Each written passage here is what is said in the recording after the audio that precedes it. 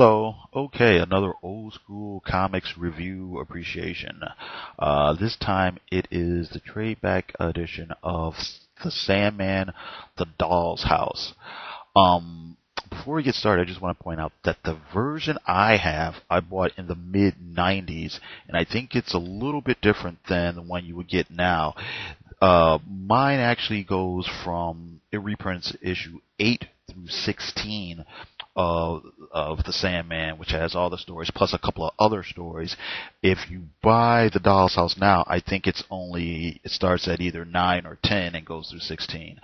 But basically, for people who don't know, the Sandman is about this character named Morpheus, who is the Lord of Dreams, and it's a very interesting series. It's written by Neil Gaiman, and most of the art in this collection is done by Mike Dridgenberg and Malcolm Jones III. It's almost, as a series, as an overall series, it's almost a semi-anthology type story. And by what I mean by that is sometimes Morpheus is very much the center character. He drives the action. It's about him. Other times he's kind of tangent to the story. He just kind of comes in, says something cryptic or poignant or whatever, and then moves on. It'll be about these other characters. But the main story in the Dollhouse basically is about, Morpheus is the Lord of Dreams, or Dreamland or whatever. And apparently some of his creations, some of his quote-unquote nightmares have escaped. So he has to kind of find out what's been going on and how to find these creatures or dreams or nightmares, spirit type people, however you want to describe them. The other main hook is there's a young woman named Rose, and she's on a journey to find out what happened to her missing younger brother. So it's Morpheus' journey, and it's also about Rose's journey to find her brother and also find out something about herself. Now, one thing that does happen, or I should say this, there's another sort of main character named Gilbert, who lives at the boarding house that Rose is staying at, and he kind of becomes a friend to her, kind of a mentor, kind of a protector. But we find out that there's a little bit more to him than meets the eye, and there's a lot more to Rose that meets the eye. It turns out that Rose is a dream vortex, and what that means is it has something to do with the idea that Rose can, unbeknownst to her, destroy the barriers between everyone's dreams, and this somehow will cause the end of the dreaming. It will cause the end of the universe and the end of all there is. So that's basically what it's about. The stories here are very, very, very interesting, and it's difficult to sum up in just a couple of sentences.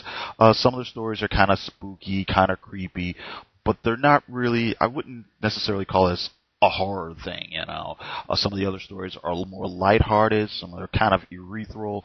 There's some of them are straight up fantasies. Some of them come across like fairy tales. And that gets to another point that's important in this series, in this particular story, and it's also important in the overall Reaching series. I haven't read each and every issue of Sandman, but there's a very obvious theme going on, and I think the theme that Neil Gaiman tries to get at in his stories, even more than the stories themselves, what's important is the ideal of stories, the ideal of dreams, how people need myths and ideas and beliefs as much as they need, food and shelter and things like that, that our dreams and our myths are things that sustain us, and we need these things to survive. And I think that's what this is. I think that's what the Sandman's really about. It's really about appreciating the ideas, appreciating dreams, appreciating fantasies, appreciating fiction. Neil Gaiman's done a lot of other stuff. Of course, he's written comics. He's written novels. I think one of the more recent ones that's kind of popular was called American Gods. You may have heard of it. They've done a couple of films recently based on his movies, Coraline and Stardust, which came out a few years ago. He's written children's novels as well. Let's see here. Mike Dridgenberg and Malcolm Jones, I really don't know a whole lot about them. I've only seen them in the Sandman series. They may have done other comic book or more like commercial artwork, but I'm not that familiar with it. It's very, I would describe the art in these comics as very serviceable. Kind of weird, kind of spooky, but the panel layouts and things are, they serve the story. When it's time to draw an old man standing in a kitchen, it looks like an old man standing in a kitchen. When it's time to draw something weird and dreamlike, weird old myths and things like that, he can deliver.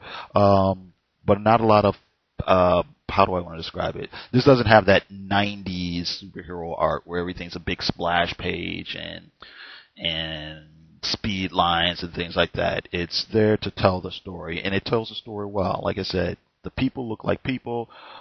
Normal people look like normal people wearing clothes that have wrinkles. The cars look like cars. He has a sense of perspective.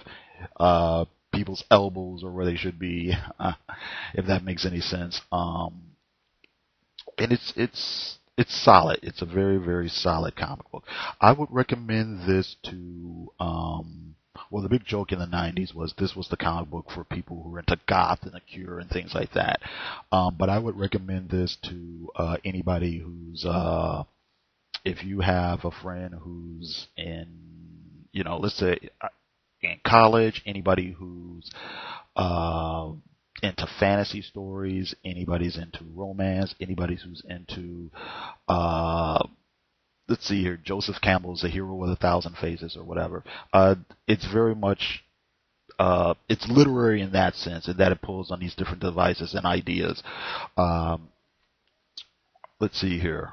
I would ever recommend this to any adult woman, not because it's, there's no feminist message or anything like that, but it's not about, barbarians or assassins, and it's not 20 pages or 100 pages of guys just fighting, There are stories and ideas, that go beyond that. So, please, let me know what you think. Tell me if you think I'm full of it. Tell me if you think I'm right on. Turn me on to other stuff. Thanks for listening, and you have a great one.